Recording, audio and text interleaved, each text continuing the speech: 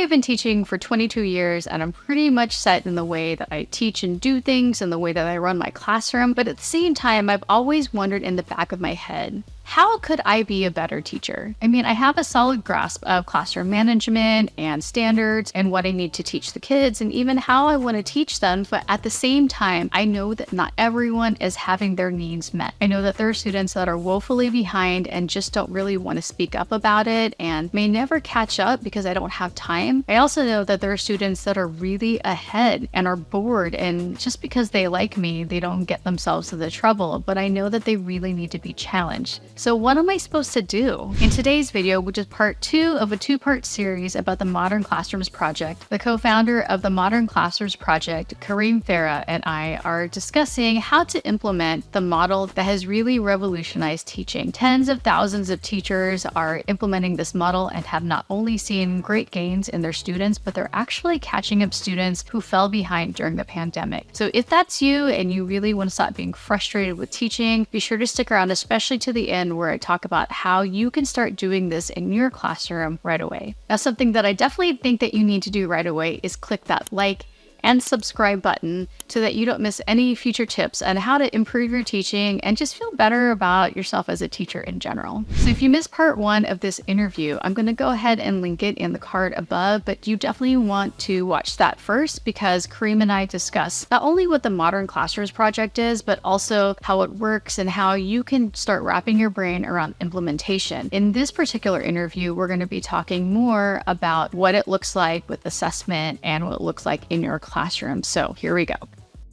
So I wanted to switch gears real quick to implementation. So hopefully we've convinced people that, this is something that will really have an impact. It has had an impact because you have tens of thousands of educators using this model. I will have to say that it does look like a lot of work. Like initially, I have always wanted to try this, and it just seems like every day I'm bouncing around the classroom as opposed to I just have to deliver a lesson and let kids work. I mean, I'm not going to lie. After 22 years of teaching, that's how I keep myself from getting exhausted. But now it sounds like I'm having to keep tabs on all 36 of my students per period, and it feels like a lot of work. What do you have to say to those of us that are a little bit hesitant because of it? So, I mean, the workload is on the prep. It's not on the actual classroom experience. I mean, without a doubt, The educators who have done our model say that they find the classroom experience substantially less stressful. In fact, 86% of educators who do our model find the job more sustainable. 95% say they feel more optimistic about the future of teaching. So I think what you find is once you actually get it off the ground and running and can execute it, you will find the job to be one that is filled with more joy and one that feels like you can do it for a longer period of time. There is a workload component on the front end that is real. Like you are changing the way that you deliver instruction, which means you need to change the way that you created your resources. And in that piece, you just have to be disciplined around wanting to do that and planning ahead of time. So most educators will plan a unit in advance. They will invest a fair amount of time in the summer to really think through how they want to design their modern classroom. But the beautiful thing with that is once you plan it for your course, it's planned. Like I often joke, I founded a nonprofit in the 3rd year of implementation because all my courses were planned. So I would come in every day. My classroom would kind of run itself and I'd be the facilitator. I'd be grading in the class period because I'd be delivering live feedback. I had very little planning to do at that point. All my videos had been created and been used multiple years. I made tweaks year over year to make it right. So there's also like this really cool feeling for the first time when you design a modern classroom, like the time that you're putting into planning is not just necessary, but it's actually paying back long-term. In the amount you work and kind of what the classroom experience feels like. I think it was really frustrating for me when I taught traditionally. I felt like every minute I was adding to my planning wasn't translating to any real gains in the classroom. It was like I was hitting a wall, and that wall wasn't my ceiling on meeting students' needs wasn't particularly high, right? It was like a huge percentage of students feel like they're not being able to have their needs met, and I have no plan to address that. That's true. Like if I have 1 or 2 students that are far behind, I had to ask myself, well, when am I going to squeeze this in? Am I going to take up my lunch for them to come in, or after school? Do I just say, oh, well, and move on and hope they pick it up along the way? So I could see definitely how this would help catch them up. But the one thing that also, like, it's not so much a red flag, but I was concerned about is it feels like there's a lot of assessing. So, I mean, maybe this is just me still trying to grapple with this, because it feels like I have to do these checks. Or do I just do a check when they turn in the mastery check and then have them go back and redo it? Is it constant student revision, or how do I catch them before they even get to that part? Because I'm a big believer in not grading everything and really minimizing the number of things that students submit, because I think grading really sucks up a lot of our time. So I mean, first of all, teachers do this in a million different ways. So one of the kind of beautiful ways the Modern Classrooms Project views changing classroom instruction is that ultimately the educator decides how to do the model and the ways to do it correctly. There are some educators who will only grade mastery checks. There are some educators who grade every single thing that a student turns in. That is totally up to the educator. What I would say is I could use my example. Students had assignments they were completing and activities, and then they had mastery checks that they completed, and then there were summative assessments. And the summative assessments are graded like all summative assessments are graded. You know, there are a bunch of skills in one. You grade them, and you don't grade for mastery there. You grade for mastery, but a student can actually get a 70% on that. Whenever I had assignments, I spot checked assignments, and I used kind of the high leverage spots on the assignments where I knew skills were being kind of tested, not like in an assessment way, but like a student was applying a new component of the lesson there. Let me spot check this to see if I'm seeing any glaring errors. And that was very quick. Like I could look at that and within a minute understand whether a student was on the right track or not on the right track. The things that I graded closely were mastery checks, but one of the things that teachers learned both in our mentorship program and the free course is mastery checks must be designed to be very easy to grade, and you must be able to deliver multiple forms. But that is your tool to understand whether the student has actually understood the skill. So when a mastery check comes in, they're usually half sheets of paper, 1 to 2 questions. Don't worry about assessing every single component of a lesson. Focus on those high leverage components of the lesson. And those ones you should grade, but you're grading in class. You're literally doing 90% of that grading live when it comes in. And then you're deciding whether that student has mastered the skill or you're going to pull them down. So you're probably doing a little more grading than you would in a traditional setting, but you're spending a fairly large chunk of time doing that during the class period, and it's driving a lot of the discussion. Okay, yeah. So it's a lot of like over the shoulder, I can see what you're doing right now grading, which I also like because, again, that's not something that I have to grade later on. I'm grading in real time. So for you, what did the students ever like physically or electronically submit? I had 2. I mean, mine was very paper-based. Sorry to the client, but what did they give you, like that you actually collected? Yeah, so you had 2 components of every lesson, generally speaking. You had your assignment. In some cases, that was an activity they did on a piece of paper. In some cases, there was a worksheet. In some cases, it was something they had to write up. In some cases, it was a Google sheet where they, graph some data. And that would be the assignment component that they would submit to me. And if it was physical, then I had a bin that was blue colored, I believe. That was for my assignments. And as soon as you submit an assignment, you went and grabbed your mastery check, which was a half sheet of paper, which was your actual end of lesson assessment. And you would take that in a special part of the room. That special part of the room was for mastery checks, where you had to stay silent. You had to do it independently. And they would turn that in. So I would spot check the assignments, and then I would grade the mastery checks closely. And in some cases, I didn't even touch the assignment. So if a student was consistently getting the assignments correctly and then able to tackle the mastery check, then I would focus on the mastery check. And if they didn't get the mastery check right, then I'd pull their assignment out and I'd say, let's see what you did here on the assignment. Were you cruising on the assignment or not? And if you weren't, let's try to figure out where this misconception is and let's have a discussion. And then when you're ready, you're going to go ahead and execute the actual mastery check again with different sets of questions. So that's what they were turning in. And generally speaking, like, if you had a 30 student class period, let's say on average, every kid turned in at least 1 assignment. If 30 assignments came in that day and another 18 mastery checks, I generally would get through 80% of that grading in class. Okay. That works. Yeah, I like that because I couldn't wrap my brain around the the assessment part, because that's how you give the feedback. We know that timely feedback is really important, but it also sounds like if I'm doing over the shoulder grading, if I'm grading in real time, then I can give that immediate feedback instead of typing it up and the student doesn't even look at it. That's the most frustrating part, is to, spend the time and effort to show them what they could improve, but then they would rather just move on and take the C or something like that. I mean, the students in a modern classroom demand feedback within 24 hours. Because they're used to getting that way, right? So like when a student is going to turn in their assignment and mastery check, they're expecting to get feedback on that same day. And if they don't get it same day, they know they're going to get it in the beginning of the next class period. So there's this real kind of pressure you put on yourselves, but expectations students have that they're going to hear about their progress and performance almost immediately after they submit something or within the next day that you return. And what if they don't hit mastery, even though they've tried several times? At what point do they just get to move on and say, this is the best that I can do? I don't actually think that that's really ever a scenario that exists. I mean, I think generally speaking in modern classrooms, we're all very cognizant of the fact that you can demonstrate mastery in a variety of ways. A student might have a particular learning disability, or maybe they need to deliver their understanding in an auditory fashion, right? Or maybe they need to be having a conversation, right? So there's a variety of techniques you can use to assess for mastery outside of one dimension. But I think it's part of our ethos to say that, if you're in a math class or an English class, like you need to master how to write a thesis statement. You need to master how to add fractions before you go divide fractions. And I think in our environment, we're pretty committed to that idea.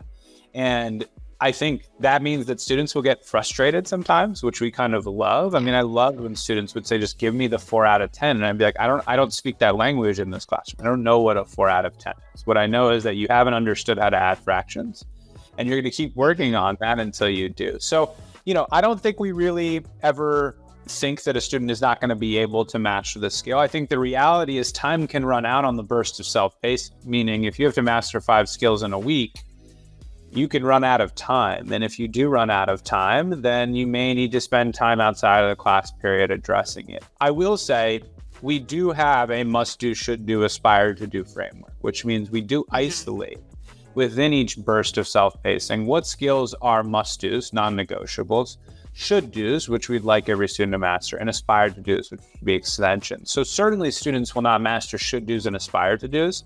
I think it's those must-dos that we do truly see as non-negotiable.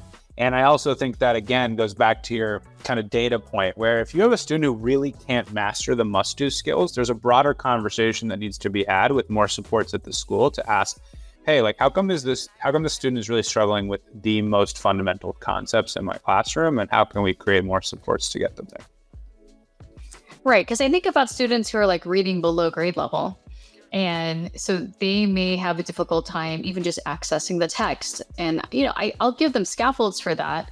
But then if on that text, they still, like you said, can't write a thesis statement or a summary, well, now for them to practice again, they have to read another text, which I could see as being frustrating for them. So I guess I would have to think of ways for them to practice without overloading them, the mental load of all of that practice. But I just know that there are just sometimes some students who, after, they're just so used to giving up on themselves. So maybe this is like the way to teach them to persevere and have some grit, when other teachers would have just said, okay, let's just move on because we have to get through the next lesson. Well, and that's why it's super important to engage in lesson classifications. Because if you're going to have a student who struggles and doesn't have the prerequisite skills, spend 3 class periods on a skill that one student is working through in 40 minutes, something has to give, right? You can't then expect that a student to work 3x the amount of time on every skill. And that's why it's important to say, if I have 10 skills, only 5 of these are must-dos. And then when that student does master the must-do skill, you recognize and show you master that must-do skill. You're not going to have to worry about the should-dos and aspire-to-dos. I really want you to focus on these 5 must-do skills.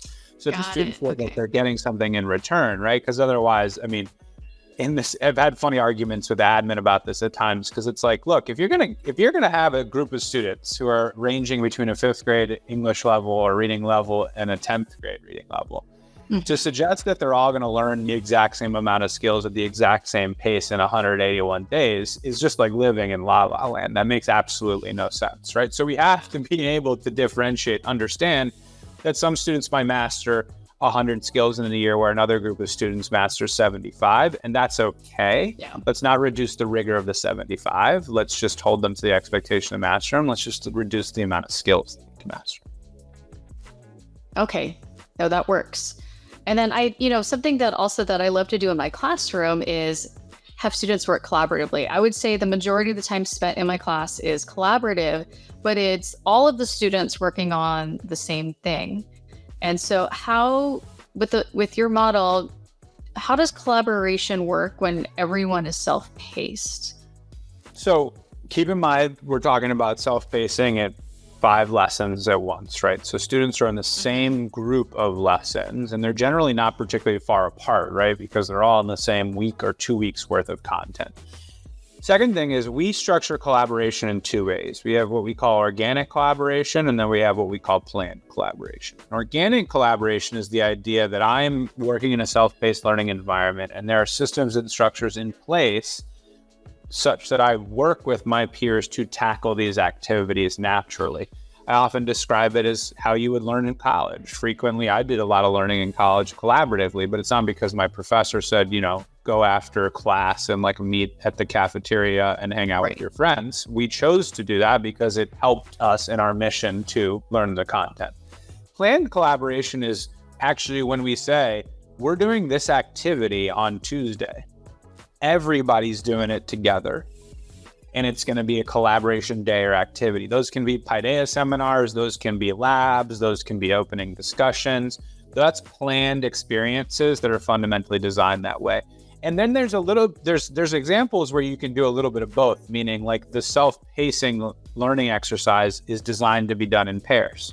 Go find someone who's on the same lesson as you are and go tackle this together. So there's kind of those 2 big buckets, and then there's some overlap and you can get pretty creative.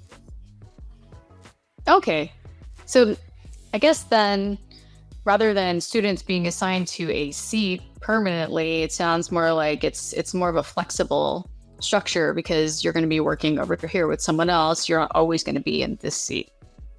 Yeah, there's rarely assigned seats in modern classrooms, but frequently you'll walk into a modern classroom and there'll be groupings. There'll be, everyone on lesson 4 is going to be at this table, everyone on lesson 5 is going to be at this table, or there'll be heterogeneous grouping. But the classroom is actually quite, the physical environment requires a lot of movement because you're going to go to certain places for mastery checks, you're going to go to certain places to watch instructional videos. So it's intentionally designed to be a little bit like a little city that students are navigating, as opposed to one where everyone's in the same spot as they always are. I could see some teachers bristling at that because it sounds a little bit like structured chaos when they're used to, especially if you are used to kids sitting in rows and, this is where you sit and it's always going to be so I could see that it could be frustrating for them. I could see it as a hard transition. Isn't supposed to be an easy transition, but it's supposed to be one that's good for them and their students. So totally. We describe our model as one that's built around controlled chaos. And without controlled chaos, you get pretty restrictive learning environments where a lot of students are kind of left behind and don't feel like their needs are met. So you got to be excited for controlled chaos if you're going to do our model. Otherwise, stay away from it. That's a good point. Yeah. If you're someone who needs it to be completely silent while you talk, this isn't the model for you, it sounds like. Oh, yeah. Absolutely not. And absolutely. So then objection or one reason why some teachers I could see being skeptical again is the classroom management portion of it. In terms of students staying focused, like if you have a student who just comes in, they're like, I'm not going to do any work today, or they don't really care where they are on the pace. Has that been much of an issue when teachers are starting out, or does the model just somehow fix that? Nothing fixes that. What we often say is whenever someone poses that question to me, I often pose a question in return, which is, what is that student doing in a traditional environment? And usually the answer is nothing different, but you're operating in a in an environment that's generally built out of compliance, and they might be compliant, but compliant isn't engaged. So I think one of the things our model does is it really shines a spotlight on students that are compliant in traditional environments, but actually disengaged, because being compliant doesn't get you anywhere in a modern classroom. You have to get your guided notes out. You have to watch your instructional video. You have to complete your mastery checks. So I think the reality is you will suddenly see the degree with which certain students are actually waiting for learning to just kind of hit them in the face. And if it doesn't just hit them in the face, then they're just kind of not going to learn the content. And at that stage, the only solution is to build strong relationships with those students and figure out what motivates them. You have no other pathway out, right? And I think our model gives you the time to do that. Whereas in a traditional setting, you're just kind of going to let them slide by being compliant and move on from one lesson to the next, one unit to the next, one school year to the next, not necessarily performing well, maybe just kind of passing. And that's not really doing much for the student in the long run. In fact, it's probably just widening some of those learning gaps. I could see, especially with I teach 7th grade, with my incoming 7th graders, they need so much hand holding. And so I have a feeling it's going to take a lot of training in the beginning for them to be self-reliant, because a lot of times I've even told them, if you're absent, go to Google Classroom and you can see what we did for the day. And they still email me, I'm going to be gone today. What are we doing today? So how do you train these students to actually believe in themselves enough to be self-guided? Super, super tight structures. Modern classrooms usually have some of the most intense structures and systems in place. So, if you're going to give students greater freedom over their time, you need to build some really high quality systems such that they know how to use that time effectively.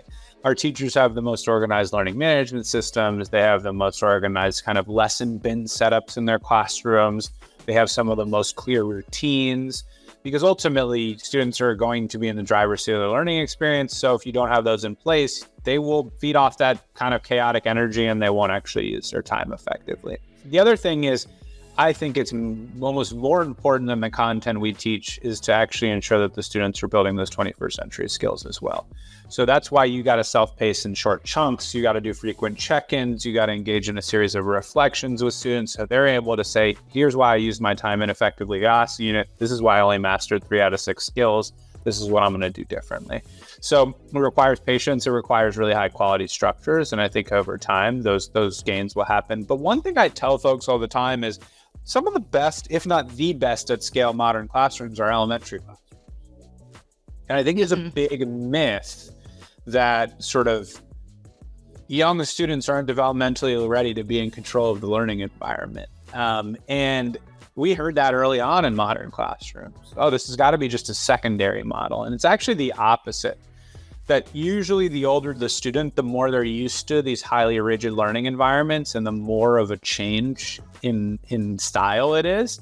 You walk into a 2nd grade classroom that's doing a modern classroom and you'll be shocked. I mean, these students are in like a little city and they're driving their own learning and they know what to do next. And that's because elementary teachers are some of the most effective at building systems and structures. But also those students haven't had the kind of self-direction kind of weaned out of them, right? It's like over time, we turn students more into robots and less into self-directed learners, which for folks feels like the opposite pattern you would expect, but it's the reality. And that's actually a big complaint about public schools in general, that they are being run like factories anyway. Both students and parents, they complain that their needs aren't being met or school is boring. And it sounds like it's a huge mental shift for sure. But this could be what cures education, especially since there's so many teachers not wanting to go into education anymore and so many teachers quitting. That's right. It's a core way that we think about how you change some of the patterns in education that were designed out of convenience and not what's best for students. And I think we know that isn't working. And I think, frankly, the big technology push is also proving it, right? Students are starting to realize, why do I have to sit here and wait for you to tell me this when I can just open up a computer and find the information? Well, especially with AI too. Yep. We got to be ready for that. So one thing I was thinking, because you had mentioned that you use paper, and I'm at a school that's completely one-to-one. What would you say is the minimum technology setup for this to run smoothly? I mean, there's folks who do it in a really low tech environment, but generally speaking, I'd say a 2-to-1. And it doesn't mean that the kids need to take the devices home with them, but generally speaking, you probably want a device for every 2 students. I mean, students are not spending that much time on computer screens. They're spending a pretty small amount of time frequently on computer screens, unless the activity is, on the computer, because the instructional videos should be 9 minutes or under, ideally 6. Right. So, these instructional videos are very bite-sized. So 2-to-1 usually gets you what you need. 1-to-1's ideal, but isn't what everyone has access to. Okay, that's good to know, because with the video component, we can assume that we can flip the classroom completely and have students watch the videos at home, but I'm not a believer in giving homework anyway. Yep. So I think that it's kind of a waste of time and energy to get upset when students don't do homework, because I can't control what happens the minute they walk out of my door. So I just wanted to see how other teachers are doing this if they don't have a device for every student. Yeah, the expectation is not that students do this work at home. And in fact, it's usually a pretty clear expectation that the only time you have homework is when you're not on pace. So it creates this nice structure where it's, if you're not using your time effectively, you have stuff to do. But if you're using your time effectively, you don't. Yeah. Now, I wanted to let the audience know that you guys have a Facebook group that I've been in. Very, very helpful Facebook group. Everyone is sharing resources. You had mentioned the structures in there. People are sharing screenshots of how their Google Classroom is set up, or their pacing guides, or their tracking, checkers. It's amazing how collaborative your community is. The cool. Also, oh, go ahead. We describe ourselves as a movement. So I always say, the best people to talk to are our teachers. So that Facebook group's one of my favorite things that we have.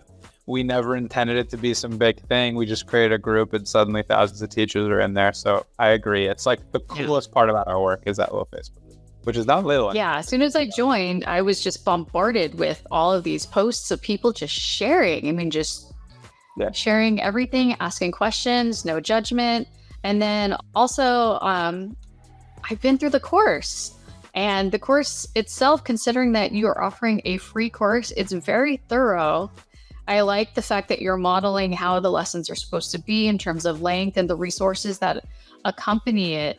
How did this course come about? How come you're offering it for free when you could easily be charging for this?